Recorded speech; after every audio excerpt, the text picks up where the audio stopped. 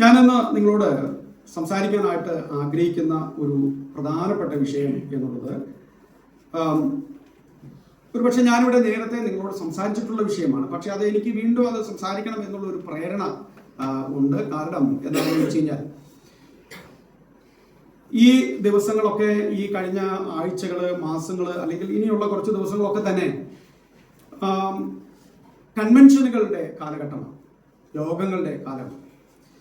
പല കൺവെൻഷൻ സന്ദേശങ്ങളും യോഗങ്ങളുടെ സന്ദേശങ്ങളൊക്കെ കേൾക്കുമ്പോൾ ചിലതൊക്കെ നമുക്ക് ഗുണകരമാണ്, പ്രയോജനകരമാണ്, സന്തോഷമാണ് എന്ന് ചിന്തിക്കുന്നു എങ്കിൽ പോലും ഒരു വലിയ കൂട്ടം ജനത്തോട്, സമൂഹത്തോട്, ക്രിസ്തീയ സമൂഹത്തോട് കൊടുക്കേണ്ടുന്ന ഒരു സന്ദേശം കാലഘട്ടത്തിനനുസരിച്ച് പ്രഭാഷകന്മാർ നൽകുന്നുണ്ടോ എന്നുള്ള ഒരു വലിയ ചിന്ത എന്നെ ഭരിക്കുന്നുണ്ട്. എൻ്റെ ചിന്ത ചിലപ്പോൾ ശരിയോ തെറ്റോ ആകാം, പക്ഷെ എന്നെ അത് ഭാരപ്പെടുത്തുകയാണ്. എന്ന് പറഞ്ഞു കഴിഞ്ഞാൽ നമ്മൾ നാളുകളായിട്ട് കേട്ടുകൊണ്ടിരിക്കുന്ന ചില പ്രസംഗങ്ങളുടെ തനിയാവർത്തനം എന്നുള്ളതല്ലാതെ, അല്ലെങ്കിൽ ഉപവാസ പ്രാർത്ഥനകളിലോ ഒക്കെ കേൾക്കുന്ന സന്ദേശങ്ങളെക്കാളൊന്നും വലിയ കാര്യപ്രസക്തമായിട്ടുള്ള ഒരു സന്ദേശമൊന്നും പല കൺവെൻഷൻ സ്റ്റേജുകളിലും നമ്മൾ കേൾക്കുന്നില്ല. ആണ്ടുതോറും നമ്മൾ കൺവെൻഷൻ നടത്തുന്നുണ്ട്, വലിയ വലിയ സംഘടനകൾ നടത്തുന്നുണ്ട്, നമ്മൾ നടത്തുന്നുണ്ട്. പക്ഷേ ഈ കാലഘട്ടത്തിൽ ജനത്തിന് ആവശ്യമായിട്ടുള്ള ഒരു സന്ദേശം കൊടുത്ത് ജനത്തെ ബോധവൽക്കരിക്കുവാനായിട്ട് പലപ്പോഴും ദൈവദാസന്മാർക്ക് കഴിയുന്നില്ല എന്നുള്ള ഒരു വലിയ സങ്കടം എന്നെ ഭരിക്കുന്നുണ്ട്. ഞാനതിനെ വിലയിരുത്തുമ്പോൾ മനസ്സിലാക്കുന്നത്, നമ്മുടെ കർത്താവ് ഏതൊക്കെ കാലഘട്ടത്തിൽ ജനത്തെ ന്യായം വിധിച്ചിട്ടുണ്ടോ, ദൈവം തന്റെ ന്യായവിധി ലോകത്തിൽ അയച്ചിട്ടുണ്ടോ, അല്ലെങ്കിൽ ദൈവം ന്യായം വിധിക്കുന്ന ഒരു കാര്യം ഉണ്ടായിട്ടുണ്ടോ, അപ്പോഴെല്ലാം നിങ്ങൾ ശ്രദ്ധിച്ചാൽ അറിയാം, ഏറ്റവും പരിതാപകരമായ അവസ്ഥയിലേക്ക് സമൂഹം പോയിട്ടുള്ള സാഹചര്യത്തിലും ദൈവത്തിന്റെ ജനവും ദൈവജനത്തെ മേയിക്കേണ്ടുന്ന പുരോഹിതന്മാരും പ്രവാചകന്മാരും പോലും ആ ഒരു നിലവാര തകർച്ചയിലേക്കും വന്നിട്ടുള്ളത് നമുക്ക് കാണാൻ പറ്റുന്നുണ്ട്. അപ്പോൾ സമൂഹം ഏറ്റവും അധപ്പതിച്ചിരിക്കുന്നു, ദൈവജനവും ഏറ്റവും അധപ്പതിച്ചിരിക്കുന്നു. ദൈവജനത്തെ നയിക്കേണ്ട ദൈവദാസന്മാരും, അഥവാ ഞാൻ പഴയ നിയമത്തിന്റെ പശ്ചാത്തലത്തിലാണ് ഇപ്പോൾ പറയുന്നത്, പ്രവാചകന്മാരും പുരോഹിതന്മാരും എല്ലാം അവരുടെ ഉത്തരവാദിത്തം, ശുശ്രൂഷകൾ മറന്ന് പലപ്പോഴും ജനത്തെ ശരിയായ നിലയിൽ നയിക്കാതെ, അവരെ കാര്യങ്ങൾ പറഞ്ഞ് ബോധ്യപ്പെടുത്തി കൊടുക്കാൻ ശ്രമിക്കാതെ പോയിട്ടുള്ള സന്ദർഭങ്ങളിലെല്ലാം ദൈവം ദുഃഖിച്ചിട്ടുണ്ട്. ദൈവം തന്റെ പ്രവാചകന്മാരിലൂടെ പിന്നെയും മടങ്ങി വരണം എന്നുള്ള ദൂത് അറിയിക്കുകയും ചെയ്തിട്ടുണ്ട്. അപ്പോൾ ഞാൻ പറഞ്ഞു വന്നത്, കാലിക പ്രസക്തിയുള്ള സന്ദേശങ്ങൾ ദൈവജനത്തിന് നൽകുകയും ജനത്തെ എന്തുകൊണ്ടാണ് ഈ ക്രിസ്തീയ വിശ്വാസം ശ്രേഷ്ഠമായിരിക്കുന്നത്, ഏറ്റവും ഉത്തമമായിരിക്കുന്നത്, എന്തുകൊണ്ട് ഈ വിശ്വാസത്തിൽ നിലനിൽക്കേണ്ടതിന്റെ ആവശ്യകതയുണ്ട്, എന്തുകൊണ്ടാണ് ഇവിടെ നാം തുടരേണ്ടത് എന്നുള്ളതിന്റെ സന്ദേശങ്ങളൊന്നും പലപ്പോഴും ഞാൻ കേൾക്കുന്നില്ല. എന്ന് പറഞ്ഞാൽ ഞാൻ ഉദ്ദേശിക്കുന്ന പ്രസംഗം അവർ പ്രസംഗിക്കണം എന്നല്ല അതിന്റെ ആശയം. ഇപ്പോഴും നമുക്ക്, ഇന്നലെയും ഞങ്ങൾ ചില പ്രസംഗങ്ങളൊക്കെ കേട്ടുകൊണ്ടിരുന്ന സമയത്ത് ഞാൻ ഇങ്ങനെ അഭിപ്രായപ്പെടുകയുണ്ടായി, ഈ പഴയ നിയമ പുസ്തകത്തിലെ ചില കഥാപാത്രങ്ങളോ സംഭവങ്ങളോ ഇല്ലായിരുന്നെങ്കിൽ ഒരുപക്ഷെ ഒരു കൂട്ടം പ്രസംഗകർക്ക് വിഷയദാരിദ്ര്യമോ പ്രസംഗദാരിദ്ര്യമോ ഒക്കെ ഉണ്ടാകുമായിരുന്നു. ദാവീദും ഗോലിയാത്തും ഇതൊക്കെ, ആ ദാവീദിനെ അഭിഷേകം ചെയ്തതും ചേട്ടന്മാര് അവഗണിച്ചതും കുടുംബം അവഗണിച്ചതുമായ കാര്യങ്ങളൊക്കെ മുൻനിർത്തിക്കൊണ്ട് ഇങ്ങനെ പറയുമ്പോൾ അതൊന്നും ഇല്ലായിരുന്നെങ്കിൽ ഒരുപക്ഷെ എന്ത് സംസാരിക്കുമായിരുന്നു എന്ന് ഞാൻ ചിന്തിച്ചു പോകുന്നുണ്ട്. ഞാൻ പറഞ്ഞതിന്റെ താല്പര്യം, കാതലായിട്ടുള്ള കാര്യങ്ങൾ കേൾക്കുവാനായിട്ട് നമുക്ക് കഴിയുന്നില്ല എന്നുള്ളതാണ്. അപ്പോ ഇനി ഞാൻ അതിനെക്കുറിച്ച് ചിന്തിച്ചപ്പോൾ, എന്തുകൊണ്ട് അങ്ങനെ കാതലായ ഒരു സന്ദേശം പ്രസംഗിക്കാനായിട്ട് ദൈവദാസന്മാർക്ക് കഴിയുന്നില്ല എന്നുള്ളതും ദൈവത്തിൽ അതിന്റെ കാര്യങ്ങൾ കാണാനായിട്ട് കഴിയുന്നുണ്ട്. So today I would like to talk to you about how can a person remain in his Christian faith. Okay, how can a person remain in his faith, that which is Christian faith? What helps us to remain true to the Lord? What helps us to remain true to the Lord? അല്ലെങ്കിൽ how can we remain in our Christian faith? നമ്മുടെ ക്രിസ്തീയ വിശ്വാസത്തിൽ നമുക്ക് എങ്ങനെയാണ് തുടരുവാൻ കഴിയുക എന്നുള്ളതാണ്. അപ്പോൾ ആ സന്ദേശം നിങ്ങൾ കേൾക്കുമ്പോൾ ഇതിന്റെ ഒരു പിന്നാമ്പുറത്തിലുള്ള ഒരു കാര്യമുണ്ട്. പക്ഷേ ഇതിന്റെ പിന്നാമ്പുറം എന്ന് പറയുന്നത് നമ്മുടെ കർത്താവും അതുപോലെ അപ്പോസ്തലന്മാരും ഒരു പ്രധാനപ്പെട്ട കാര്യം അന്ത്യനാളുകളോടുള്ള ബന്ധത്തിൽ പറഞ്ഞിട്ടുള്ളത് നമ്മൾ ശ്രദ്ധിക്കണം.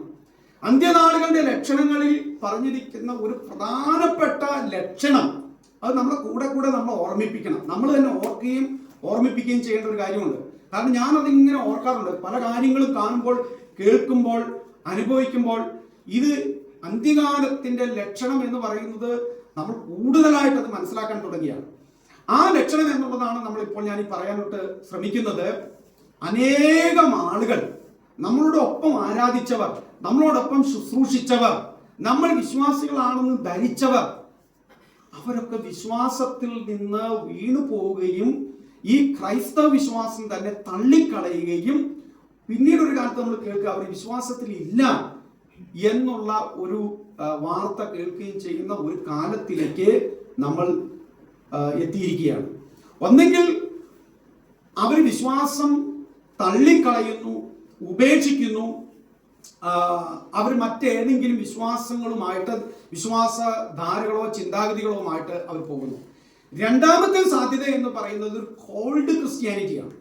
So there are two possibilities or one of the main predictions apostles and Jesus have said about the end times is this: there will be apostasy, falling away from the faith in the end times. There will be apostasy. You know what is apostasy, right? Falling away from faith, shrinking back from the faith. That is what we see about the end time. Many will go back either to the old faith or to a new faith. So that is one of the natures that we find. And second nature is not just going back or accepting another faith, but just being very cold about. You know, when you feel so cold, what happens? നിങ്ങൾക്ക് നല്ല തണുപ്പ് കിട്ടിയിട്ട് അകത്ത് തോന്നുമ്പോൾ എന്താ ചെയ്യുക? You will shrink, right? നമ്മൾ കുറേ കൂടി എന്ത് ചെയ്യും?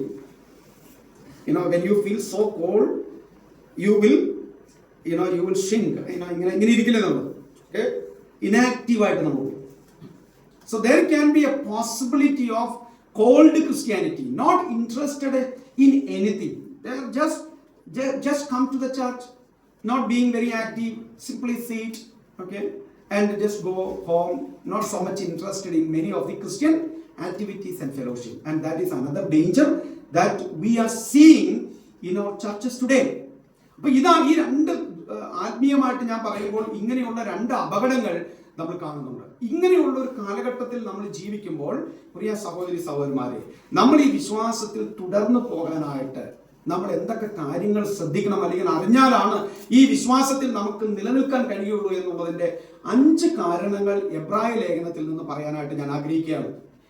മറ്റൊത്തിരി കാരണങ്ങളുണ്ടെങ്കിലും എബ്രായ ലേഖനത്തിന്റെ പശ്ചാത്തലത്തിൽ ചില കാര്യങ്ങൾ ഞാൻ പറയാനായിട്ട് ആഗ്രഹിക്കുന്നു. I'm so happy with some of the young people in the church.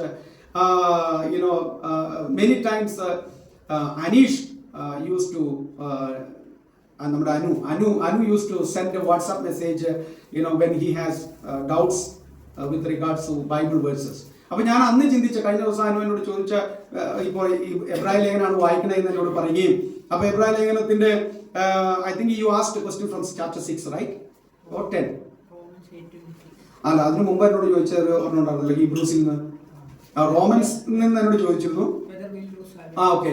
അപ്പോൾ എന്നോട് ചോദിച്ചൊരു കാര്യമുണ്ട്, ലൈക്ക് ചേട്ടാ, ഞാൻ ഈ വായിക്കുമ്പോൾ നമുക്ക് മനസ്സിലാക്കുന്നത് ഇങ്ങനെയല്ലേ എന്നൊക്കെ ചോദിച്ചു. അപ്പോൾ ഞാൻ അന്ന് എൻ്റെ മനസ്സിലേക്ക് വന്നൊരു ചിന്തയാണ്, I think I should preach a message on this one. അപ്പോൾ അതെനിക്കൊരു പ്രചോദനമായി, ആ കാര്യത്തിലേക്കൊന്ന് വരാനും ചിന്തിക്കാനും അതെനിക്ക് ഗുണമായി. അപ്പോൾ അങ്ങനെ നിങ്ങൾ ഓരോരുത്തരും ചെയ്യണമെന്ന് എനിക്ക് ആഗ്രഹമുണ്ട്. വെൻ യു റീഡ്, അപ്പോൾ ഒന്നെങ്കിൽ നിങ്ങൾക്ക് സംശയം ഇല്ലെങ്കിൽ കുഴപ്പമൊന്നുമില്ല, സംശയം ഉണ്ടായെങ്കിൽ മാത്രമേ അങ്ങനെ ചോദിക്കേണ്ട കാര്യമുള്ളൂ. അപ്പോൾ so when you read Bible and have any doubt, it is always best and advisable to all of you to ask questions and clarify your doubt, and that is always appreciable. Okay, so എബ്രായ ലേഖനത്തിൽ നിന്ന് ഞാൻ ഈ ചിന്തകൾ നിങ്ങളുടെ മുമ്പാകെ അവതരിപ്പിക്കാൻ ആഗ്രഹിക്കുകയാണ്. എബ്രായ ലേഖനത്തിൽ ഏകദേശം 6 വാണിംഗ് പാസേജുകളുണ്ട്. അപ്പൊ എന്താണ് ഈ എബ്രായ ലേഖനത്തിന്റെ പശ്ചാത്തലം എന്ന് ഞാൻ ഒറ്റ വാക്കിൽ പറയാം. എബ്രായ ലേഖനം എഴുതിയത് അപ്പോസ്തലനായ പൗലോസ് ആണ്, ബർന്നബാസ് ആണ്, അപ്പല്ലോസ് ആണ്, അല്ല മറ്റേതൊക്കെയോ അപ്പോസ്തലനാണ്, എഴുത്തുകാരനാണെന്നൊക്കെ ഉള്ളതിന്റെ വിവിധ ചിന്തകളും അഭിപ്രായങ്ങളും ഒക്കെ വേദപണ്ഡിതന്മാരുടെ ഇടയിലുണ്ട്. എങ്കിലും ഞാൻ വ്യക്തിപരമായിട്ട് വിശ്വസിക്കുന്ന അപ്പോസ്തലനായ പൗലോസ് ആണ് ഇത് എഴുതിയത് എന്നാണ് എൻ്റെ ഒരു വിശ്വാസം, എൻ്റെ ഒരു ചിന്ത. അത് മറ്റു ഏതെങ്കിലും അഭിപ്രായം ഉണ്ടെങ്കിൽ അത് സ്വീകരിക്കണമെങ്കിലും എനിക്ക് ബുദ്ധിമുട്ടില്ല. എഴുതിയത് ആരാണ് എന്നുള്ളതിനേക്കാൾ എഴുതിയിരിക്കുന്നത് എന്താണ് എന്നുള്ളതാണ് ഏറ്റവും പ്രധാനപ്പെട്ട കാര്യം എന്നുള്ളത്. അപ്പോൾ ഈ ലേഖനത്തിന്റെ ഒരു പശ്ചാത്തലം എന്ന് പറയുന്നത് നമ്മൾക്ക് വായിക്കുമ്പോൾ മനസ്സിലാകും. എബ്രായർക്ക് എഴുതിയ ലേഖനം, അതാണ് നമ്മൾ മലയാളത്തിൽ എഴുതിയിരിക്കുന്നത്, എബ്രായർക്ക് എഴുതിയ ലേഖനം. അപ്പൊ എബ്രായർ എന്ന് പറഞ്ഞത് ആരാണ്? ഹീബ്രു സ്പീക്കിംഗ് പീപ്പിൾ ആണ്, എബ്രായ ഭാഷ സംസാരിക്കുന്ന ആളുകൾ. അപ്പൊ ഹീബ്രൂസ്, ജൂവിഷ് പീപ്പിൾ, എബ്രായ ആളുകൾ. നമ്മൾ കേരളീയർ എന്ന് പറയുമ്പോൾ, മലയാളികൾ എന്ന് പറയുമ്പോൾ അങ്ങനെ ആ സമൂഹത്തെ കുറിച്ചാണ് അത് ഉദ്ദേശിക്കുന്നത്. മലയാളം സംസാരിക്കുന്ന ആ ആളുകളെ കുറിച്ചും അല്ലെങ്കിൽ കേരളത്തിൽ താമസിക്കുന്ന ആളുകളെ കുറിച്ചും ആണ് കേരളീയർ എന്നോ അല്ലെങ്കിൽ മലയാളികൾ എന്നൊക്കെ പറയുന്നത്. ഇതുപോലെ തന്നെ എബ്രായ ഭാഷ സംസാരിക്കുകയും എബ്രായ വിശ്വാസത്തിൽ പോവുകയും ചെയ്ത ആളുകൾ ക്രിസ്തീയ വിശ്വാസത്താൽ ആകർഷിക്കപ്പെട്ട് അവർ ക്രിസ്ത്യാനികളുടെ കൂട്ടത്തിലേക്ക് വന്നു, ക്രിസ്തീയ വിശ്വാസത്തിന്റെ ഭാഗമായിട്ട് അവര് മാറി. എങ്കിലും കുറെ കഴിഞ്ഞപ്പോൾ അവർ ക്രിസ്തീയ വിശ്വാസം സ്വീകരിച്ചു. ഏതുപേക്ഷിച്ച്? എബ്രായ വിശ്വാസം, യഹൂദ മതവിശ്വാസം വിട്ടിട്ട് അവർ ക്രിസ്തീയ മാർഗം അല്ലെങ്കിൽ ക്രിസ്തീയ വിശ്വാസം അവർ സ്വീകരിച്ചു. ഫോർ എക്സാമ്പിൾ, ഒരാൾ ഹിന്ദുമതം വിട്ടിട്ട് അല്ലെങ്കിൽ ഇസ്ലാം മതം വിട്ടിട്ട് അല്ലെങ്കിൽ കത്തോലിക്ക വിശ്വാസമോ മറ്റേതെങ്കിലും വിശ്വാസങ്ങളോ ഒക്കെ വിട്ടിട്ട് ബിബ്ലിക്കൽ ക്രിസ്ത്യാനിറ്റി, വേദപുസ്തകം പറയുന്ന ഒരു ക്രിസ്തീയ വിശ്വാസത്തിലേക്ക് ഒരു കൂട്ടം ആളുകൾ വരുന്നത് പോലെ എബ്രായ മതം അല്ലെങ്കിൽ ഹീബ്രു വിശ്വാസം വിട്ടിട്ട് യഹൂദ മതം വിട്ടിട്ട് ക്രിസ്തീയ മാർഗം സ്വീകരിച്ചു വന്ന ഒരു കൂട്ടം എബ്രായ വിശ്വാസികൾ അവര് പതുക്കെ ഒരു തണുപ്പൻ ആറ്റിറ്റ്യൂഡ് കാണിക്കാൻ തുടങ്ങി, ഒരു തണുത്ത ആത്മീയാവസ്ഥ. അവരിൽ പലരും തിരികെ പോയി കൊള്ളാം എന്നൊരാഗ്രഹം. ഈ തിരികെ പോകണം എന്നുള്ള ആഗ്രഹം പലപ്പോഴും പല ആളുകൾക്ക് ഉണ്ടാകാറുണ്ട്. നമുക്ക് പഴയ നിയമത്തിൽ അതിന് തന്നെ ഒരു ചെറിയതല്ല, ഒരു വലിയ ഒരു ചിത്രം നമുക്ക് കാണുന്നുണ്ട് അല്ലേ? ഏതാണ്? മിസ്രൈമിൽ നിന്ന് കനാൻ നാട്ടിലേക്ക് യാത്ര ചെയ്ത് പോകുന്ന ഇസ്രായേൽ ജനം മരുഭൂമിയിൽ വെച്ച് അവർക്ക് അവർ ആഗ്രഹിച്ചത് കിട്ടാതെ വന്നപ്പോൾ എന്താണ് അവർ ആഗ്രഹിച്ചത്? അവർക്ക് ആഗ്രഹിച്ചത് അവർ കിട്ടുന്നില്ല എന്നൊരു ചിന്ത വന്നപ്പോൾ അവരെന്ത് ചെയ്യാം? I don't want to continue. We don't want to continue this journey. It would have been better for us to be in Egypt. So there is an example even in the Old Testament, people who thought about going back to their old status in life. പഴയതിലേക്ക് തിരിച്ചു പോകണം എന്നൊരു ആഗ്രഹം, അതാണ് ഇതിനേക്കാൾ നല്ലത് എന്നൊരു ചിന്ത പല സമയത്തും ആളുകൾക്ക് ഉണ്ടായിട്ടുള്ളത് നമുക്ക് കാണാൻ പറ്റുന്നുണ്ട്. അപ്പൊ ഇതുപോലെ ക്രിസ്തീയ വിശ്വാസം സ്വീകരിച്ചു വന്ന ഒരു കൂട്ടം ആളുകൾ കുറെ കഴിഞ്ഞപ്പോൾ അവർക്ക് ഈ വിശ്വാസത്തെക്കാൾ, ഈ പള്ളിയേക്കാൾ, ഈ കൂടിവരവിനേക്കാൾ ഇതിനേക്കാളൊക്കെ ബെറ്റർ അവർ തന്നെയാണ് എന്നൊരു ചിന്ത, പഴയ വിശ്വാസവും മാർഗമൊക്കെ തന്നെയാണെന്നൊരു ചിന്ത അവർക്കിടയിൽ ഉണ്ടായപ്പോൾ അവരെ പ്രബോധിപ്പിച്ചുകൊണ്ട്, അവരെ ഉത്സാഹിപ്പിച്ചുകൊണ്ട് ഈ എഴുത്തുകാരൻ എഴുതുകയാണ്, do not go back. So when people try to go back to their old faith, the writer of the Hebrews is encouraging the Hebrews, the people, the Jewish people who embraced Christianity, and he is writing to them, do not go back to your old faith, remain in Christian faith. And why should you remain in Christian faith? നിങ്ങൾ എന്തുകൊണ്ട് ഈ ക്രിസ്തീയ വിശ്വാസത്തിൽ നിൽക്കണം? അല്ലെങ്കിൽ ഈ വിശ്വാസം എന്തുകൊണ്ടാണ് മറ്റേത് വിശ്വാസത്തെക്കാളും ചിന്താഗതിയേക്കാളും ജീവിതശൈലിയേക്കാളും നല്ലത് എന്ന് പറഞ്ഞുകൊണ്ട് എഴുതുന്ന പുസ്തകമാണ് എബ്രായ ലേഖനം. അപ്പൊ ഇത് എന്തിനാണ് എഴുതിയെന്ന് അറിഞ്ഞാലോ? വിശ്വാസത്തിൽ നിന്ന് പുറകിലേക്ക് അല്ലെങ്കിൽ ഈ ക്രിസ്തീയ വിശ്വാസം വിട്ട് പഴയ വിശ്വാസത്തിലേക്ക് പോകാൻ ശ്രമിക്കുന്ന വിശ്വാസികളെ മുന്നിൽ കണ്ടുകൊണ്ട്, അവരെ മനസ്സിൽ കണ്ടുകൊണ്ട്, പ്രഥമമായിട്ടും എബ്രായ വിശ്വാസികളാണ് എങ്കിലും എല്ലാവരോടുമുള്ള സന്ദേശമായിട്ട് തന്നെയാണ് ഇവിടെ നിൽക്കുന്നത്. Why should a person continue in Christian faith? What is the uniqueness of Christianity? എന്നുള്ളതാണ് ഈ പുസ്തകത്തിന്റെ പ്രഥമമായിട്ടുള്ള ലക്ഷ്യം എന്ന് പറയുന്നത്. അപ്പൊ ഞാനിത് നിങ്ങളോട് അവതരിപ്പിക്കാൻ ശ്രമിക്കുമ്പോൾ ഒരു ആള് ക്രിസ്തീയ വിശ്വാസത്തിൽ നിലനിൽക്കാനായിട്ട് സാധിക്കാതെ പോകുന്നത് എന്തുകൊണ്ടാണെന്നുള്ള നിലയിൽ പറയാൻ പോവുകയാണ്. എന്തുകൊണ്ടാണ് നമുക്ക് വിശ്വാസത്തിൽ നിലനിൽക്കാൻ കഴിയാത്തത്? അപ്പൊ അതിന്റെ മറ്റു വശമാണ്, വിശ്വാസത്തിൽ നിലനിൽക്കണമെങ്കിൽ നമുക്ക് എന്ത് ചെയ്താൽ മതി എന്നുള്ളത് അതിൽ തന്നെ ഉണ്ട്. So I would like to talk to you about what causes people to fall away from their faith. What causes people? So that in that itself there is answer. What causes the person to continue in a faith? So I would like to give you 5 reasons what cause people to fall away from the faith. വിശ്വാസത്തിൽ നിന്ന് വീണു പോകുന്നതിനുള്ള 5 കാരണങ്ങൾ. ഒന്നാമത്തെ കാരണം എന്ന് പറയുന്നത്, ഇതെല്ലാം ഞാൻ പറഞ്ഞു ഈ എബ്രായ ലേഖനത്തിന്റെ പശ്ചാത്തലത്തിലാണ് പറയുന്നത്. I am just talking only in the context of the book of Hebrews. Reason number 1, if you have no right understanding of Jesus, you will go back. If you have, or if I have, if anyone has no right understanding about Jesus, there is a possibility of going back. ഏതെങ്കിലും ഒരു പ്രത്യേക കാരണത്താൽ ആകർഷിക്കപ്പെട്ട് പള്ളി കണ്ട് സൗകര്യങ്ങൾ കണ്ട് അവിടുത്തെ ആളുകളുടെ ഒക്കെ കണ്ട് ആണ് വരുന്നതെങ്കിൽ എന്ത് ചെയ്യും? If there is no proper understanding, യേശുക്രിസ്തുവിനെ കുറിച്ചുള്ള വ്യക്തമായിട്ടുള്ള ശരിയായിട്ടുള്ള ബോധ്യങ്ങളില്ലാതെയാണ് ഒരാള് ഈ മാർഗത്തിലേക്ക് വരുന്നതെങ്കിൽ there is always a possibility, എപ്പോഴും ഒരു സാധ്യതയുണ്ട്, യേശുവിനെ മനസ്സിലാക്കാതെയാണ് ജീവിക്കുന്നതെങ്കിൽ, യേശു ആരാണെന്ന് അറിയാതെയാണ് ഈ കൂട്ടത്തിൽ തുടരുന്നതെങ്കിൽ പലപ്പോഴും മറ്റു പലതിനെയും സ്വീകരിക്കാനായിട്ടുള്ള സാധ്യത ഉണ്ട് എന്നുള്ളതാണ്. ഒത്തിരി ആളുകൾ അവർക്ക് ഇഷ്ടപ്പെടുന്ന വ്യക്തികൾ, ഇപ്പോൾ ദീർഘനാളുകളായിട്ട് ചില വ്യക്തിബന്ധങ്ങൾ ആളുകൾക്കുണ്ടെന്ന് കരുതുക. അപ്പൊ വ്യക്തിബന്ധങ്ങളുടെ കൂട്ടത്തിൽ അവർ എൻ്റെ കൂട്ടുകാരൻ അവിടെ പോയി, എൻ്റെ കൂട്ടുകാരി ഈ സഭയിലാണ് പോകുന്നത്, അല്ലെങ്കിൽ എനിക്ക് ഏറ്റവും ഇഷ്ടപ്പെട്ട സുഹൃത്ത് ഈ വിശ്വാസത്തിലേക്ക് വന്നൊരു വ്യക്തിയാണ്. അപ്പൊ എൻ്റെ സുഹൃത്തിനെയും എനിക്ക് ഇഷ്ടപ്പെട്ട വ്യക്തികളെയും ഒക്കെ കണ്ടുകൊണ്ട് അവരുടെ പിന്നാലെയാണ് ഈ വിശ്വാസത്തിലേക്ക് പോകുന്നതെങ്കിൽ then there is a great danger of falling away from faith, because that person has not understood who Jesus is. അപ്പോൾ ഇത് വളരെ പ്രധാനപ്പെട്ടതാണ്. നമ്മുടെ ജീവിതത്തിൽ യേശു ആരാണെന്നും യേശു എങ്ങനെയുള്ളവനാണെന്നും യേശുവിൻ്റെ മഹത്വം എന്താണെന്നും യേശുവിൻ്റെ യുണീക്ക്നെസ്, അവൻ്റെ ശ്രേഷ്ഠത എന്താണെന്നും മഹത്വം എന്താണെന്നും നാം തിരിച്ചറിയുന്നില്ലെങ്കിൽ നമുക്ക് ഈ യേശുവിനെ പിന്തുടരുവാൻ, ഈ വിശ്വാസത്തിൽ നിലനിൽക്കാൻ സാധ്യമല്ല. അപ്പൊ ഇത് തന്നെയാണ് എബ്രായ ലേഖനത്തിന്റെ ആരംഭ ഭാഗത്ത് എഴുത്തുകാരൻ പറയുന്നത്. എന്തുകൊണ്ടാണ് ഈ ആളുകൾ പഴയ മതത്തിലേക്ക് പോകാൻ ആഗ്രഹിക്കുന്നത്? അവരുടെ യഹൂദ മതത്തിലേക്ക് അവര് പോകാൻ ആഗ്രഹിക്കുന്നതിന്റെ ഒരു കാരണം എന്ന് പറയുന്നത് അവർ യേശുവിനേക്കാൾ വലിയവനായിട്ട് പലതിനെ കാണുകയാണ്. അതുകൊണ്ട് 1-ാമത്തെ അധ്യായത്തിൽ എഴുത്തുകാരൻ വളരെ ക്രമീകൃതമായിട്ട് ഓരോ കാര്യങ്ങൾ പറഞ്ഞു വരികയാണ്. യേശു ദൂതന്മാരെക്കാൾ വലിയവനാണെന്നാണ് 1-ാമത്തെ അധ്യായത്തിൽ പറയുന്നത്. യേശു ദൂതന്മാരെക്കാൾ വലിയവനാണ്. ചില ആളുകൾക്ക് ദൂതന്മാരാണ് ഏറ്റവും വലിയതെന്നൊരു ചിന്തയുണ്ട്. അപ്പൊ ദൂതന്മാരെക്കാൾ വലിയവനാണ് എന്നൊരു ചിന്ത, അപ്പൊ യഹൂദ പശ്ചാത്തലത്തിലാണ് ഈ കാര്യം പറയുന്നത്. പിന്നീട് അവരോട് പറയുന്ന ഒരു കാര്യമുണ്ട്. യേശു യഹൂദന്മാർ ബഹുമാനിക്കുന്ന, അവരുടെ ഏറ്റവും വലിയ ആളെന്ന് ചിന്തിക്കുന്ന, അവരുടെ ന്യായപ്രമാണത്തിന്റെ വക്താവെന്ന് ചിന്തിക്കുന്ന മോശയാണ് ഏറ്റവും വലിയതെന്ന് ചിന്തിക്കുമ്പോൾ എഴുത്തുകാരൻ പറയുകയാണ്, Jesus is greater than Moses. So in chapter 1 he says Jesus is greater than angels.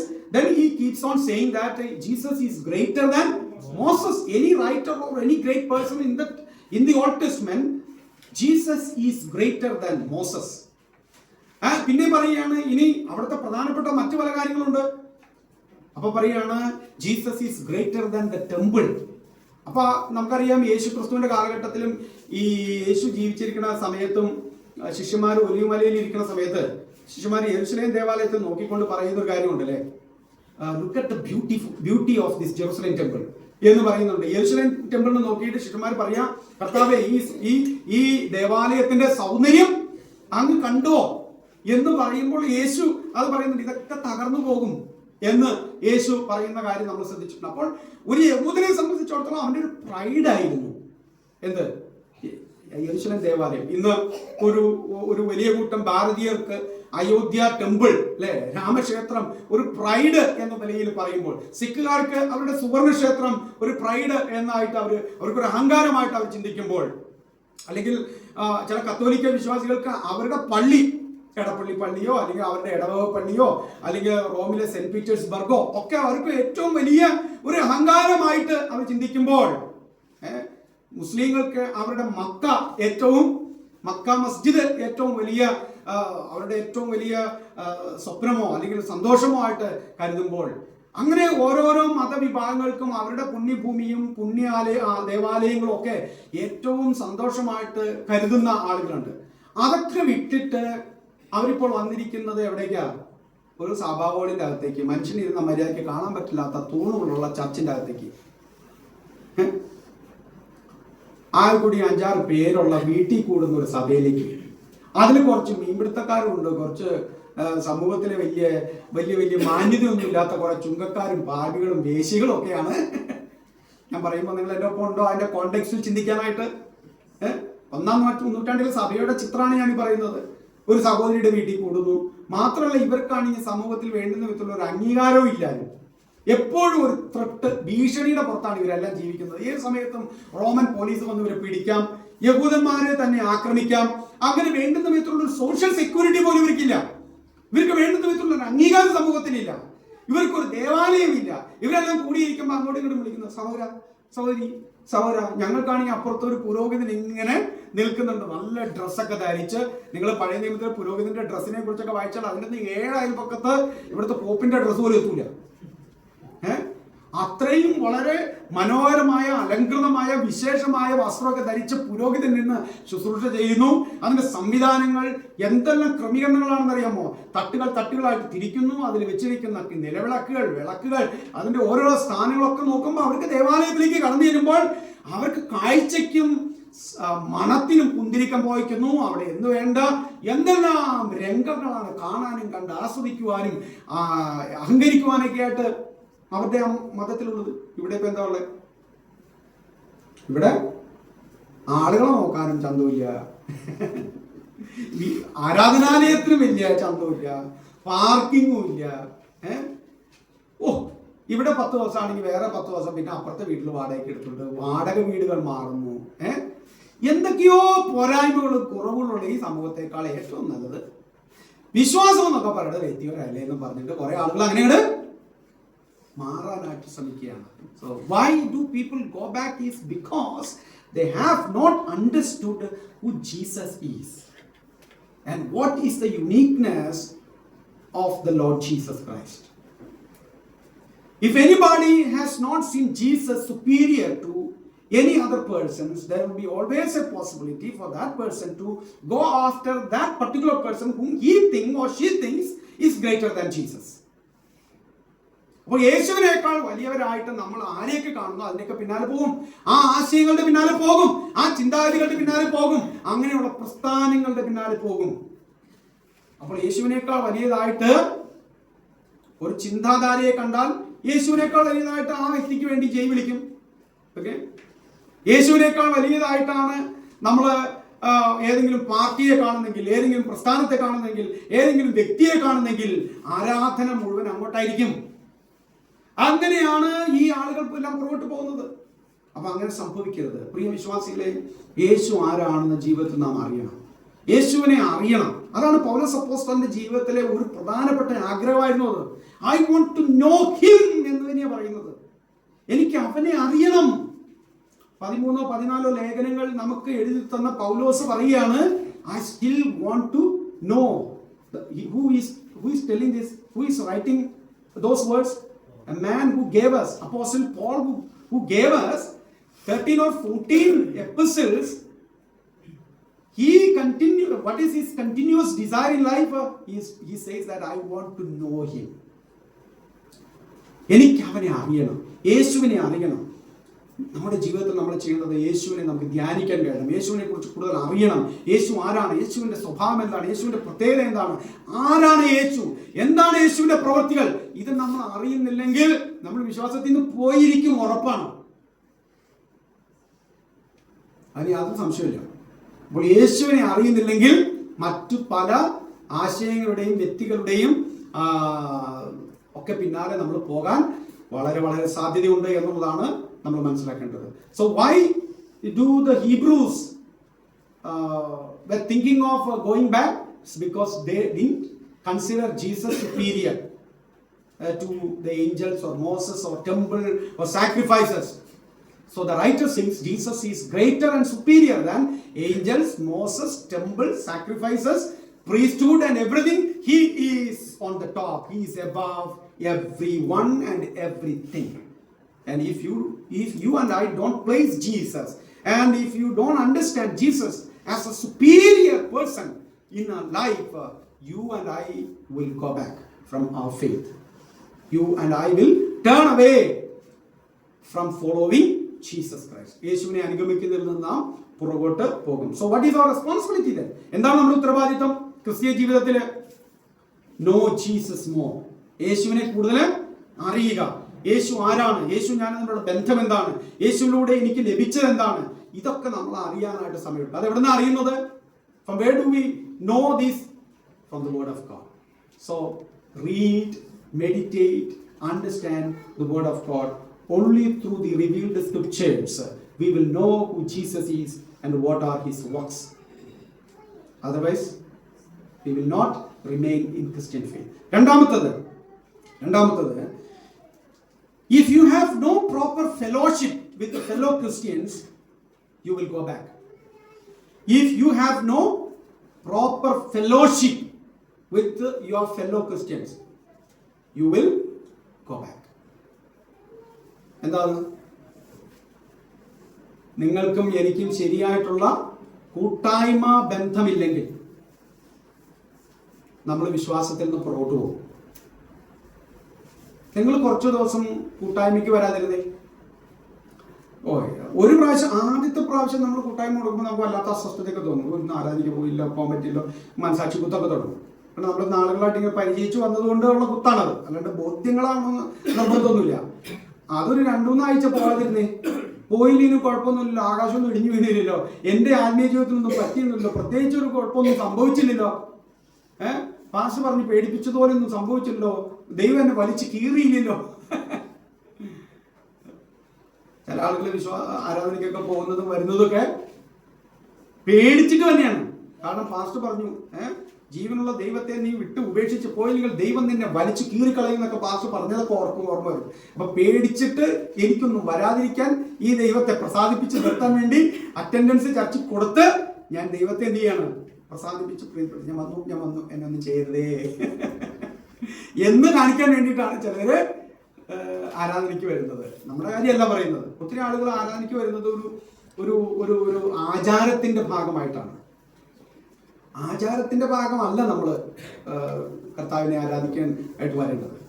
അപ്പോൾ ഇവിടെ ഞാൻ അധികം വിശദീകരിക്കാതെ പറയട്ടെ, നമ്മൾ എത്രത്തോളം കൂട്ടായ്മകൾ ഒഴിവാക്കുന്നുവോ അത്രത്തോളം നമ്മുടെ ക്രിസ്തീയ ജീവിതം വളരെ പരിതാപകരമാകും. അതിന് യാതൊരു സംശയമില്ല. നമ്മൾ ദൈവമക്കളുമായിട്ടുള്ള ബന്ധവും കൂട്ടായ്മയും വിട്ടിട്ട് നമ്മൾ ലോകത്തിന്റെ സംവിധാനങ്ങളിലേക്ക് തിരികുകയാണെങ്കിൽ, ലോകക്കാരുമായിട്ടുള്ള ബന്ധമാണ് നമുക്ക് കൂടുതലെങ്കിൽ, മറ്റു പല ആശയങ്ങളോടും ചിന്താഗതികളോടുമാണ് നമ്മുടെ പ്രണയം കൂടുതലെങ്കിൽ, 2 പാട്ട് രാവിലെ കേട്ടതുകൊണ്ട് വിശ്വാസത്തിൽ ഉറച്ചു നിൽക്കുമോ? ഒരു സഭയുടെ ഏറ്റവും പ്രധാനപ്പെട്ട ഘടകമാണ് ദൈവാനുഷ്ഠ ശുശ്രൂഷ. ആ ദൈവാനുഷ്ഠ ശുശ്രൂഷ വേണ്ടുന്ന നിലയിൽ നമുക്ക് ശ്രദ്ധിക്കാനോ സ്വീകരിക്കാനോ കഴിയുന്നില്ലെങ്കിൽ നമ്മുടെ വിശ്വാസത്തിൽ നമുക്ക് നിലനിന്ന് പോകാൻ പ്രയാസമാണ്. കാരണം നമ്മളെ ധൈര്യപ്പെടുന്നതും ഉറപ്പിക്കുന്നതും അങ്ങനെയുള്ള കൂട്ടായ്മ ബന്ധങ്ങളാണ്. അല്ലെങ്കിൽ അതിന് തത്തുല്യമായിട്ട് നമുക്ക് എന്ത് ചെയ്യണം? ഒന്നും ഉണ്ടാകണം എന്നുള്ളതാണ്. അപ്പൊ ഒരു സൺഡേ സർവീസിൽ ഇങ്ങനെ ഇങ്ങനെ കത്തിച്ചു വരിക എന്നുള്ളതല്ല, കൂട്ടായ്മ ബന്ധങ്ങൾ നിലനിർത്തണം. നമുക്ക് സഭയായിട്ടോ ഒക്കെയുള്ള കൂട്ടായ്മകളിലേക്ക് വരാനായിട്ട് എപ്പോഴും ഉത്സാഹിക്കണം. അങ്ങനെയുള്ള കൂട്ടങ്ങളിൽ ചെന്ന് ദൈവവചനം കേൾക്കുവാനും ദൈവമക്കളുമായിട്ടുള്ള ആ കൂട്ടായ്മ ബന്ധം നിലനിർത്താനും നമ്മൾ ഉത്സാഹിക്കണം. അതുകൊണ്ടാണ് അപ്പോസ്തലൻ ഈ അധ്യായത്തിൽ തന്നെ, ഈ പുസ്തകത്തിൽ തന്നെ പറയുന്നുണ്ട്, 10-ാം അധ്യായം അതിന്റെ 24-25, chapter 10 verse 24 and 25, the writer says, do not give up the meetings, do not ignore the meetings, the fellowship of the saints. അല്ലേ? അങ്ങനെയല്ല എഴുതിയിരിക്കുന്നത്. വായിച്ചെടുത്തിട്ടുള്ളവര് Hebrews 10:24 ചിലർ ചെയ്യുന്നത് പോലെ നമ്മുടെ സഭായോഗങ്ങളെ ഉപേക്ഷിക്കാതെ തമ്മിൽ പ്രബോധിപ്പിച്ചുകൊണ്ട് സ്നേഹത്തിനും സൽപ്രവർത്തികൾക്കും ഉത്സാഹം വർദ്ധിപ്പിപ്പാൻ അന്യോന്യം സൂക്ഷിച്ചു കൊള്ളുക. അപ്പൊ നമ്മൾ ഈ മീറ്റിങ്ങുകൾക്ക് വരുന്ന എന്തിനു വേണ്ടിയിട്ടാ? മീറ്റിങ്ങുകളുടെ ഏറ്റവും പ്രധാനപ്പെട്ട കൂട്ടായ്മകളുടെ ഏറ്റവും പ്രധാനപ്പെട്ട ലക്ഷ്യം എന്ന് പറയുന്നത് ചായയും ബിസ്ക്കറ്റും ഫ്രൈഡ് റൈസും ബിരിയാണിയും കഴിക്കുക എന്നുള്ളതല്ല. അത് നമ്മുടെ ഒരു ഭാഗമാണ്. അത് വേണം, നമുക്കത് വേണം. കാരണം നമ്മൾ തമ്മിലുള്ള ഒരുമിച്ചിരുന്നുള്ള ഭക്ഷണം കഴിക്കലും ആ സൗഹൃദം പങ്കിടലും ഒക്കെ അതിന്റെ ഭാഗമാണ്. സഭായോഗങ്ങൾ എന്തിനു വേണ്ടിയിട്ടുള്ളതാണ്? നമ്മൾ അന്യോന്യം അറിയാൻ, പ്രബോധിപ്പിക്കാൻ, ഉത്സാഹിപ്പിക്കാൻ, പ്രാർത്ഥിക്കാൻ, ഇതിനു വേണ്ടിയിട്ട് നമ്മൾ സമയങ്ങൾ കണ്ടെത്തണം. ഇതെല്ലാം ഒറ്റ സമയത്ത് നടക്കുമോ? അപ്പൊ ഇവിടെ ഇരിക്കുമ്പോൾ ഇപ്പോ എന്നാ ഒരു കാര്യം ചെയ്യും, ഞാൻ നിങ്ങളെ പ്രബോധിപ്പിക്കാം, നിങ്ങൾ എന്നെ പ്രബോധിപ്പിക്കുന്ന പറഞ്ഞ പരിപാടി നടക്കും ഇപ്പോൾ ഇവിടെ. അത് നടക്കില്ല. അത് അങ്ങനെ വന്നു കഴിഞ്ഞാൽ അതിനൊരു ഓർഡർ ഇല്ല. പക്ഷെ എന്തുണ്ട്, നമ്മളൊരു ചെറിയൊരു ഗ്യാതറിംഗിലേക്ക് വരുമ്പോൾ, ഒരു ചെറിയ ഫെലോഷിപ്പിലേക്ക് വരുമ്പോൾ നമുക്ക് പരസ്പരം എന്ത് ചെയ്യാം, സംസാരിക്കാം. ഇതിപ്പോ അങ്ങനെയുള്ള അവസരമല്ല. ഇതിപ്പോ ദൈവവചന ശുശ്രൂഷയാണ്. ഇനിയിപ്പോ ഞാൻ പ്രബോധിപ്പിച്ചു, രമ്യ പ്രബോധിപ്പിക്കുക, എന്നെ പ്രബോധിപ്പിക്കുന്ന പറയാൻ പറ്റുമോ? ഇല്ല, അതിനുള്ള വേദിയല്ല ഇത്. പക്ഷെ അതിനുള്ള വേദികൾ എന്തുണ്ടാകണം? നമ്മുടെ മീറ്റിങ്ങുകൾക്ക് ഉണ്ടാകണം. അതിന് മറ്റവസരങ്ങളാണ്. നമ്മൾ അന്യോന്യം പറയണം, സംസാരിക്കണം, പ്രബോധിപ്പിക്കണം, ചിന്തകൾ പറയണം. ഇങ്ങനെയാണ് നമ്മൾ വിശ്വാസത്തിൽ നിലനിൽക്കുന്നത്. നിങ്ങൾ ബനാന, വാഴപ്പഴം അതെങ്ങനെ വളരുന്നത്? അതിൽ നിന്ന് പിരിച്ചെടുത്ത് കഴിഞ്ഞാൽ അത് വളർച്ച നിൽക്കും. അത് എപ്പോഴാണ് വളരുന്നത്? അത് ബഞ്ചായിട്ട് ഒരുമിച്ച് നിൽക്കുമ്പോഴാണ്. You have seen bananas, right? You know banana, how when it grows, only when it is remain in that trunk or whatever it is, and it remains, that particular banana will grow. You have seen, let's say 5 or 6 bananas are together, right? They grow together, right? If you take one banana out of it, it won't grow. In the same way, believer will grow only if a believer remains with other believers, will grow. ഒരാളിവിടെ ഇല്ല, മറ്റൊരാൾ കുറച്ച് പേരിവിടെ ഉണ്ട്. എന്താ സംഭവിക്കുന്നത്? Growth ശരിയാവില്ല, വളർച്ച ശരിയാവില്ല. അത് നമുക്ക് സംഭവിക്കാതിരിക്കണം. അപ്പോൾ the more we don't consider, avoid meetings, fellowship, there is a possibility of going back from faith. അതുകൊണ്ട് നമ്മൾ പറയുന്ന ആരാധനകളും യോഗങ്ങളും കൂട്ടായ്മകളും ഒന്നും മുടക്കരുതെന്ന് പറയാൻ കാരണം, നമ്മുടെ വിശ്വാസത്തിൽ നമ്മൾ നിലനിൽക്കാനും വർദ്ധിച്ചു വരാനും ശക്തരായി തീരാനും കൂട്ടായ്മ ബന്ധങ്ങൾ ആവശ്യമാണെന്നാണ് എബ്രായ ലേഖനം പറയുന്നത്. അപ്പോൾ വിശ്വാസികളുമായിട്ടുള്ള കൂട്ടായ്മ ബന്ധം ആവശ്യമാണ്. So if you want to grow and remain in Christian faith, what is required? Fellowship with fellow Christians is so much important in Christian life. That is, the reference is chapter 10 verse 25, Acts chapter 2 verse 42, Acts 2:42. Luke here 10:24 and 25. Okay, Hebrews 10:24 and 25. And the third one is, if you don't grow in the Lord, there is a possibility of going back. ക്രിസ്തുവിൽ നാം വളരുന്നില്ലെങ്കിൽ നമ്മുടെ വിശ്വാസത്തിൽ നിന്ന് പോകും. എന്താ വളരുക എന്ന് പറയാൻ ഉദ്ദേശിക്കുന്ന കാര്യം? അത് നമുക്ക് കാണാൻ കഴിയുന്നത് എബ്രായ ലേഖനം 5-ാം അധ്യായം 11 മുതൽ 6-ാം അധ്യായം 12 വരെയുള്ള വാക്യങ്ങളാണ്. എബ്രായർ 5:11 മുതൽ 6:12 വരെ. Hebrews chapter 5 verses 11 through chapter 6 to 12. When you read these verses, the writer is exhorting the believers. See, നിങ്ങളുടെ പ്രായം, നിങ്ങളുടെ കാലമൊക്കെ പരിഗണിച്ചാൽ നിങ്ങൾ വാസ്തവത്തിൽ പക്വത എത്തിത്തീരേണ്ട സമയമായി. വിശ്വാസത്തിലേക്ക് വന്നിട്ട് കുറെ നാളുകളായി. പക്ഷെ നിങ്ങൾക്ക് ഇപ്പോഴും വേണ്ടുന്നത് പോലെ പക്വത വന്നിട്ടില്ല. നിങ്ങൾ ഇപ്പോഴും ശിശുക്കളായിട്ട് തുടരുകയാണ്.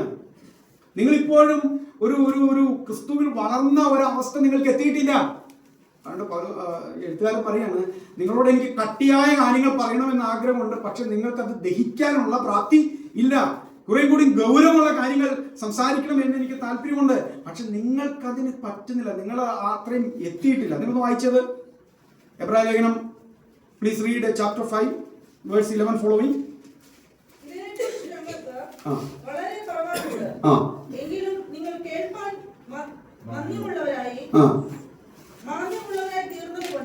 Because you are slow to learn.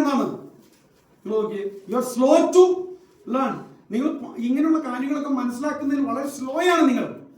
ചില ആളുകളോട് നിങ്ങൾ എന്തെങ്കിലും കാര്യങ്ങൾ പറഞ്ഞ് അവർക്ക് എത്ര പെട്ടെന്ന് അത് ക്യാച്ച് ചെയ്യണമെന്ന് അറിയാം. പക്ഷെ ബൈബിളിൽ ഒരു കാര്യം പറഞ്ഞ് എത്ര പറഞ്ഞാലും തലയിൽ കയറണം. ഫുട്ബോൾ പറഞ്ഞാലോ, അല്ലെങ്കിൽ IT-യുടെ കാര്യം പറഞ്ഞാലോ, അല്ലെങ്കിൽ വേറെ എന്തെങ്കിലും കാര്യങ്ങൾ പറയാം, സിനിമയുടെ കാര്യം പറഞ്ഞാലോ, സിനിമാറ്റോഗ്രാഫിയുടെ കാര്യം പറഞ്ഞാലോ, സ്ക്രിപ്റ്റിന്റെ കാര്യം പറഞ്ഞാലോ, അല്ലെങ്കിൽ പിന്നെ എന്താ എന്തെങ്കിലുമൊക്കെ പറയാം, എനിക്ക് മനസ്സിലാവുന്നതൊക്കെയാണ് ഞാൻ ഈ പറയുന്നത്. അങ്ങനെ എന്തെങ്കിലും കാരണങ്ങൾ. കുക്കിങ്ങിന്റെ കാര്യം പറഞ്ഞാലോ, മുടി വെട്ടുന്ന കാര്യം പറഞ്ഞാലോ, മേക്കപ്പിന്റെ കാര്യം പറഞ്ഞാലോ, ഫണ്ട് റൈസിങ്ങിന്റെ കാര്യം പറഞ്ഞാലോ, നമുക്ക് പെട്ടെന്ന് കാര്യം മനസ്സിലാവും, നമുക്ക് ഐഡിയ ഒക്കെ വരും. യോഹന്നാൻ 3:16 വായിച്ചിട്ട് എന്താ മനസ്സിലായെന്ന് ചോദിച്ചു കഴിഞ്ഞാൽ പറയും, അത് എനിക്ക് മനസ്സിലായില്ല, ഒന്നും മനസ്സിലായില്ല. ഏത് വേദപുസ്തകത്തിലെ ഏറ്റവും ലളിതമായ വാക്യം വായിച്ചിട്ട് 3:16 വിശദീകരിച്ച് ഒന്ന് എന്താ വായിച്ചിട്ട് മനസ്സിലായി എന്ന് പറഞ്ഞു. എനിക്കൊന്നും മനസ്സിലായില്ല. അതിനെന്താ പറയുക, വേദപുസ്തക സംബന്ധമായിട്ട് വളരെ ശിശുത്വമാണത്. Slow to learn. ഇനി വായിച്ചേ, ബാക്കി വായിച്ചേ.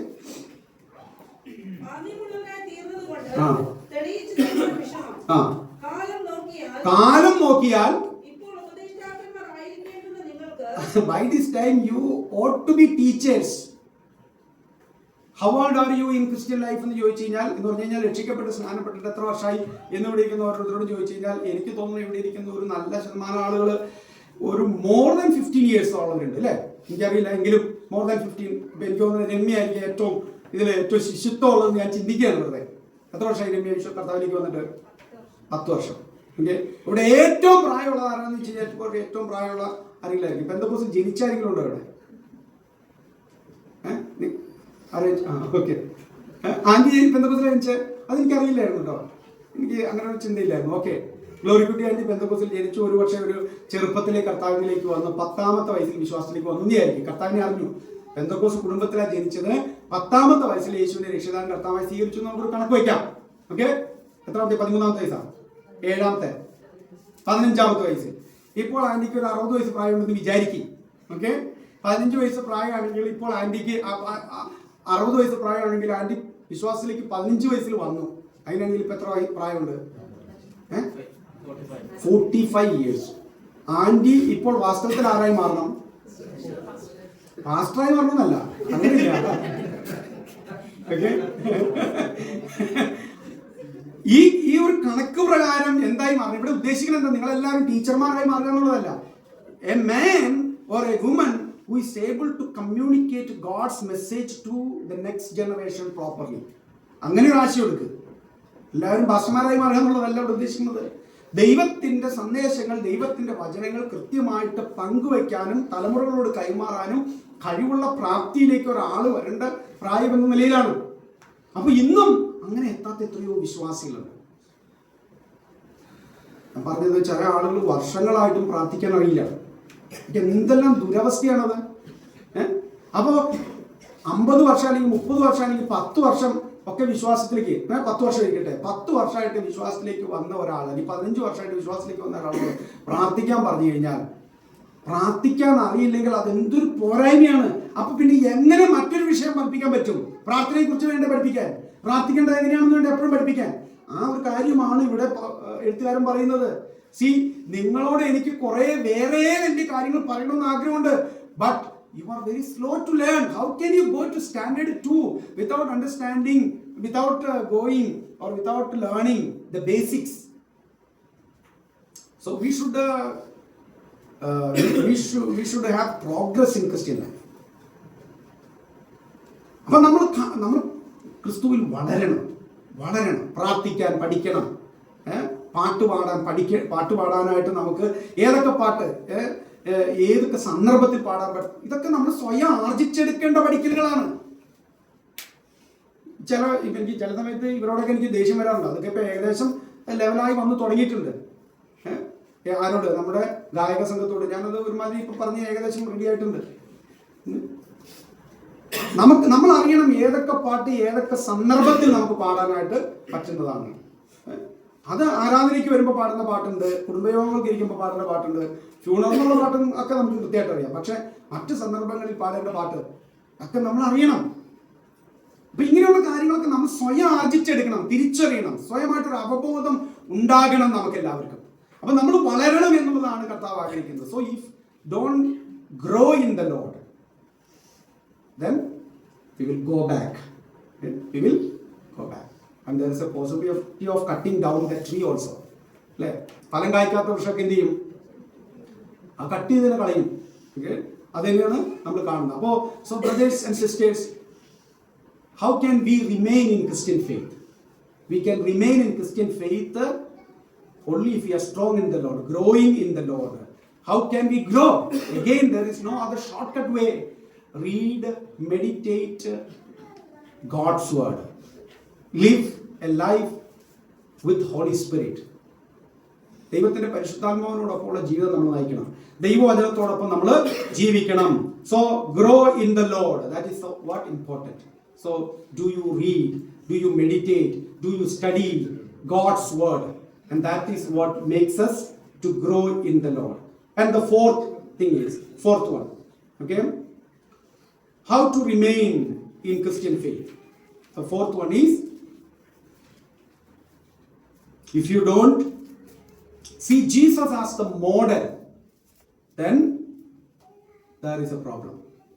If you don't see Jesus as the model, യേശുവിനെ അല്ല നിങ്ങൾ മാതൃകയായിട്ട് കാണുന്നതെങ്കിൽ അപ്പൊ പിന്നെ പ്രശ്നമായി.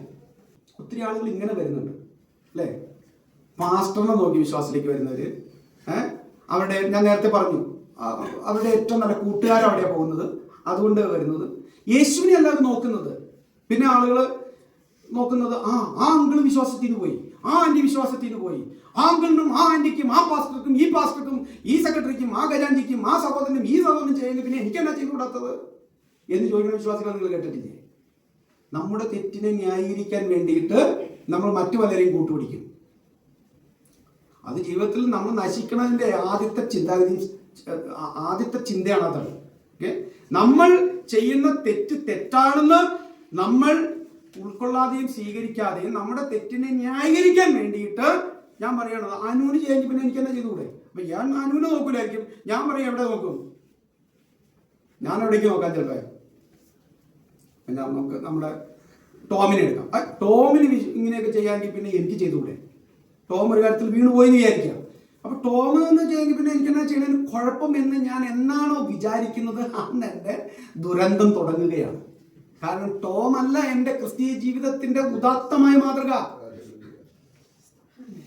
എൻ്റെ ഉദാത്തവും ഏറ്റവും ഉന്നതമായ മാതൃക ഈ ഭൂമിയിലുള്ള ഒരു വ്യക്തിയുമല്ല, വിശ്വാസത്തിന്റെ നായകനും പൂർത്തി വരുത്തുന്നവനുമായ യേശുവിനെ നിങ്ങൾ നോക്കണം.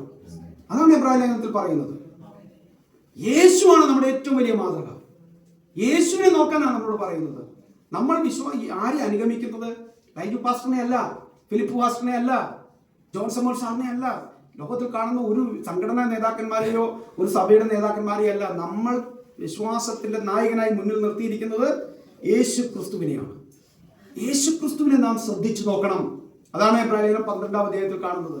So focus, let us focus on Jesus.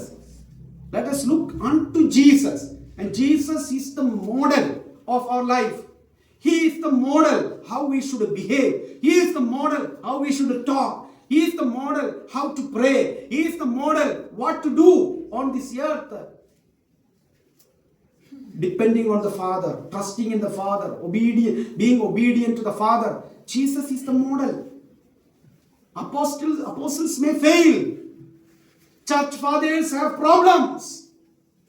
Pastors will fail in many areas. Please do not look at your pastor or evangelist, even the person who brought you to faith. We all should be models. We should be example one another. നമ്മൾ പരസ്പരം മാതൃകയായിരിക്കണം. അത് ഒളിച്ചോടാനുള്ള വഴിയൊന്നല്ല. നമ്മൾ പരസ്പരം മാതൃകയായിരിക്കണം. നമ്മൾ മറ്റുള്ള വിശ്വാസികൾക്ക് പ്രചോദനം കൊടുക്കുന്ന നിലയിൽ ജീവിതം കൊണ്ടേ നടക്കണം. നമ്മൾ പെരുമാറണം, സംസാരിക്കണം, ജീവിക്കണം.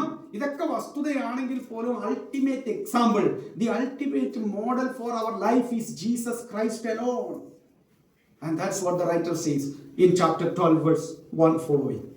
And if you look at chapter 11, you see a great number, a list of heroes of faith. 19 heroes of faith. Very good, you numbered that. You see a number of heroes of faith. But when after writing all these heroes of faith, the writer is not telling, look at all these heroes of faith, follow them. That's not what he says. Look unto Jesus. Okay? They all looked unto Jesus. Let us also look to Jesus. അവരെല്ലാം അവരെ വിളിച്ച കർത്താവിങ്കിലേക്കും അവർ വിളിച്ച ആ വിശ്വാസത്തിലും അവർ നോക്കി യാത്ര ചെയ്തവരാണ്. അവർക്ക് വിശ്വാസത്തിൽ തുടരാമായിരുന്നുവെങ്കിൽ പ്രതിസന്ധികളെയും പ്രശ്നങ്ങളെയും ദുഃഖങ്ങളെയും എല്ലാം അതിജീവിച്ച് അവരുടെ വിശ്വാസത്തിൽ അവർക്ക് തുടരാമായിരുന്നെങ്കിൽ. അതാണ് ചാപ്റ്റർ 11 പറയുന്നത്. 11-ാം അധ്യായം പറയുന്നതാണ്. ഇവരെല്ലാം ജീവിതത്തിൽ പ്രയാസങ്ങളും പ്രതിസന്ധികളും ദുരന്തങ്ങളും അവഹേളനങ്ങളും ഒറ്റപ്പെടലുകളും അവരുടെ വസ്തുവകകൾ മോഷ്ടിച്ചുകൊണ്ട് പോയതും അവർ അപമാനിക്കപ്പെട്ടതും സമൂഹത്തിൽ തരത്താഴ്ത്തപ്പെട്ടതും അവർ ലജ്ജിതരായി തീർന്നതും അവർക്ക് അടി കിട്ടിയതും അവരുടെ ജീവിതത്തിൽ വലിയ വലിയ കാര്യങ്ങൾ നടന്നത് മാത്രമല്ല അവർക്ക് ഏറ്റവും മോശമായ അനുഭവങ്ങൾ ഉണ്ടായതൊക്കെ അവർ വിശ്വാസത്തിന് വേണ്ടി ജീവിച്ചതുകൊണ്ടാണ്. കാരണം അവരറിഞ്ഞു അവരെ വിളിച്ചത് ആരാണ്, അവരുടെ വിശ്വാസത്തിന്റെ ശ്രേഷ്ഠത എന്താണ്, അവരുടെ ലക്ഷ്യം എന്താണ് എന്നൊക്കെ അവർ കൃത്യമായിട്ട് അറിഞ്ഞു. അവർ വിശ്വാസത്തിൽ അവർ ജീവിച്ചു, ആ വിശ്വാസത്തിൽ മരിച്ചു. അതുകൊണ്ട് പറയുകയാണ്, നമ്മളോടും പറയുക, ഈ കാലഘട്ടത്തിലുള്ള വിശ്വാസങ്ങളോടും പറയുക, നിങ്ങൾ യേശുവിനെ ശ്രദ്ധിച്ചു നോക്കുക. അവൻ അപമാനം സഹിച്ചവനാണ്. ആ യേശുവാണ് നമ്മുടെ മാതൃക. So who is the model? Who is our model, role model? Jesus. Not in the dress that we wear. We are not following the Jewish dress code. We are not following the Jewish traditional custom of how they are sitting and eating food. No, not that. What Jesus said, how Jesus lived. Okay, that is what we have to follow in Christian life. And the final thing is, if you don't practice Christianity, then there is a possibility of falling away from faith. Practice Christianity. എന്താ ക്രിസ്ത്യാനിത്വം? നമ്മൾ എന്ത് ചെയ്യണം? പ്രായോഗികമാക്കണം.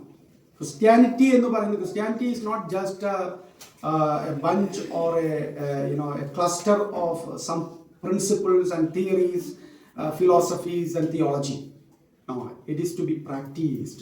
The question is, are you a practicing Christian?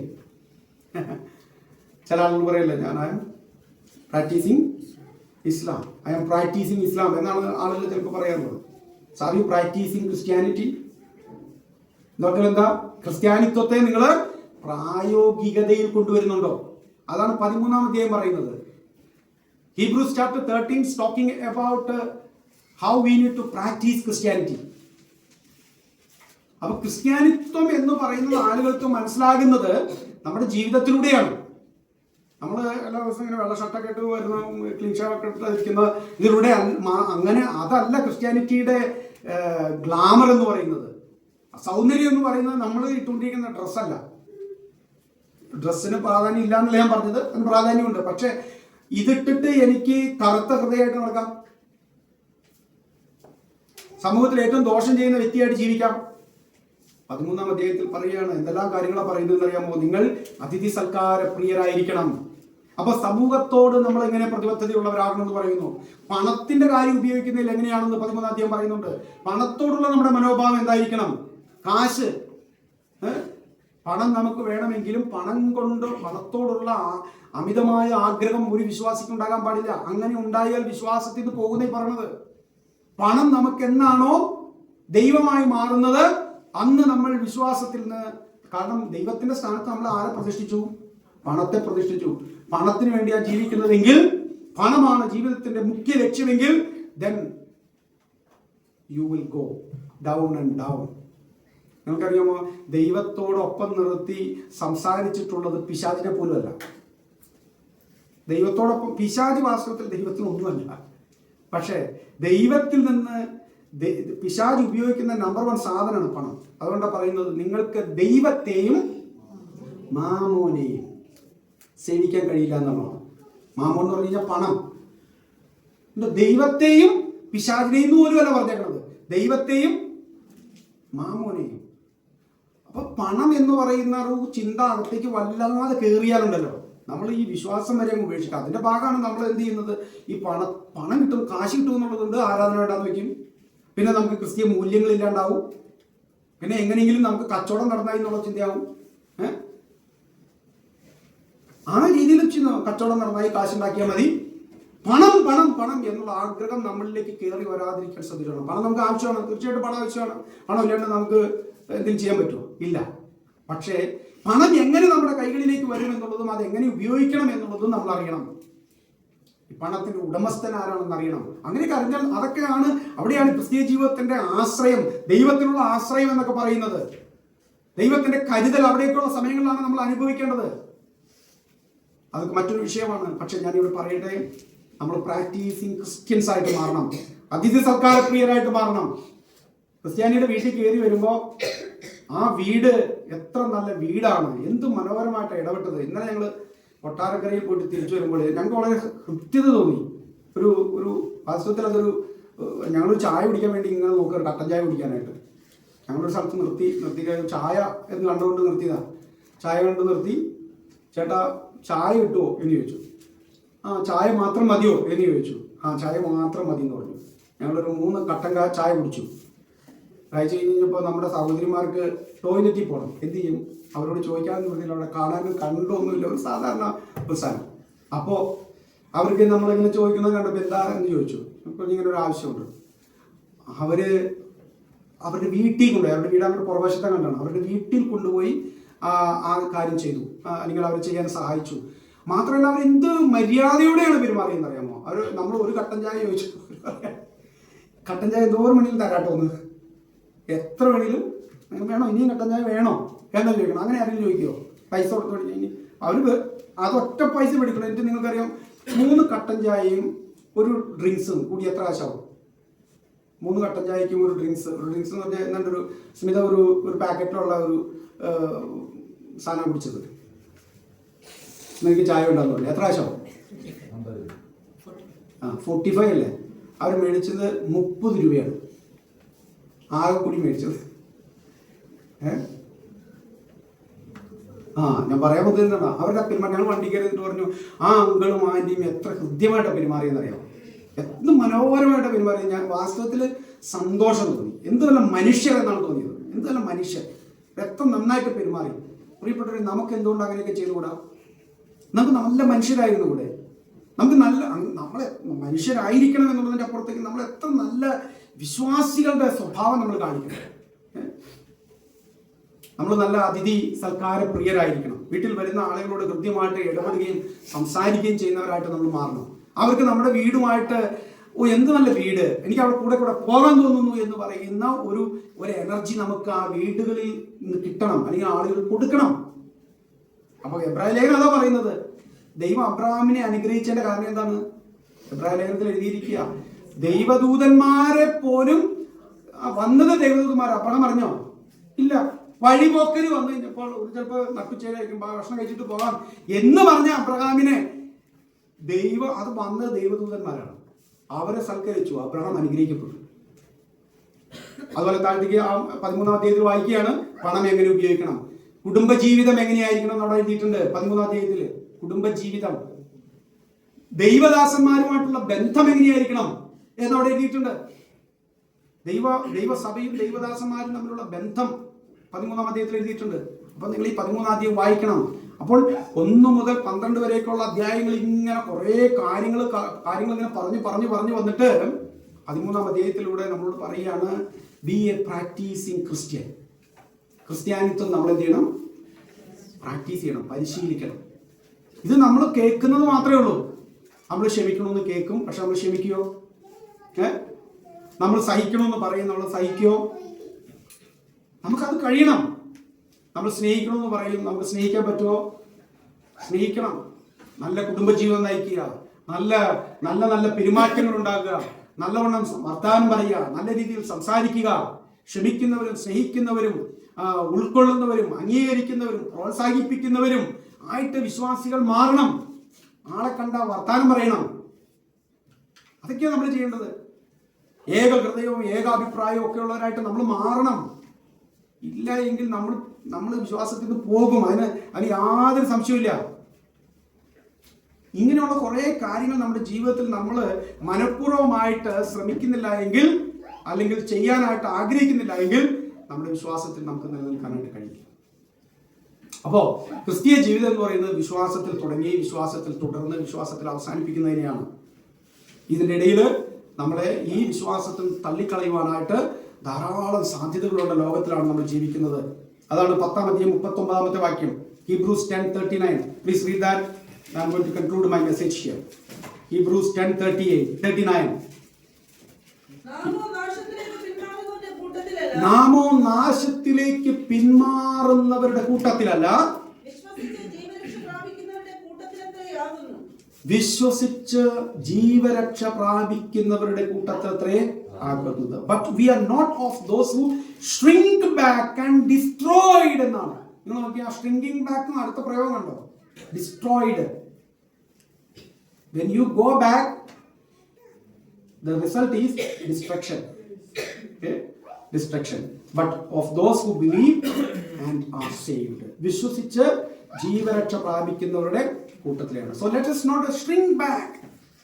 Let us go forward. Let us have progress in Christian life. Let us grow in Christian life. So I would like to just repeat all what I said just with points. If you have no right understanding of Jesus, you will go back. So what do we need? Right understanding of Jesus, who Jesus is. Okay? Then second, if you have no proper fellowship with the fellow Christians, we will go back. So what is needed? Proper fellowship with our fellow Christians. The third one, if you don't grow in the Lord, you will go back from your faith. So what is required? Grow in the Lord. How do we grow? By reading, meditating, understanding, studying, coming together, having fellowship, okay, growing together. That is what we need. The fourth one, if you don't see Jesus as the model for your life or as the model, then when your role model fails, you also will fail. Who is our role model? Jesus. Not any film star or any sports star, not even pastors, any politicians, any singer, nobody else. Jesus Christ. He is the role model. And the fifth one, if you don't practice Christianity, then there will be possibility of going back. Christianity നമ്മൾ പരിശീലിക്കണം, ജീവിതത്തിന്റെ ഭാഗമാക്കി മാറ്റണം. Christian life, Christianity, Christian faith is a lifestyle, not just a bunch of philosophies and theology, but it is something to be practiced. So അതുകൊണ്ട് ഈ ദിവസങ്ങളിൽ നമുക്ക് ക്രിസ്ത്യാനികളായിട്ട് തുടരാനായിട്ട്, വിശ്വാസത്തിൽ തുടരാനായിട്ട് ഈ കാര്യങ്ങൾ അറിയുകയും യേശുവിനെ കൂടുതലായിട്ട് അറിയാനും ദൈവസഭയെക്കുറിച്ച് അറിയാനും, ഞാൻ ആരാണ്, ഞാൻ കർത്താവുമായിട്ടുള്ള ബന്ധം എന്താണ്, സഭയുമായിട്ടുള്ള എൻ്റെ ഉത്തരവാദിത്വം കടപ്പാടും എന്താണ്, സഭ എന്താണ്, സഭ ആരാണ്, സഭയെ ഞാൻ എങ്ങനെയാണ് മനസ്സിലാക്കേണ്ടത്, കർത്താവ് ആരാണ്, കർത്താവും ഞാനും തമ്മിലുള്ള ബന്ധം എന്താണ്, ഞാനും വിശ്വാസികളും തമ്മിലുള്ള ബന്ധം എന്താണ്, ഇതൊക്കെ നമുക്ക് പഠിക്കാനും മനസ്സിലാക്കാനുമായിട്ടുള്ള അവസരങ്ങളും ജീവിതവുമായിട്ട് നമ്മുടെ ജീവിതം ഉപയോഗിക്കുകയും ക്രിസ്തുവിൽ നിലനിൽക്കുവാൻ, ഫലപ്രദമായ ജീവിതം നയിക്കുവാൻ, ഫലം പുറപ്പെടുവിക്കുന്നവരായിട്ട് തീരാൻ കർത്താവ് നമ്മെ സഹായിക്കട്ടെ. നമുക്ക് പ്രാർത്ഥിക്കാം.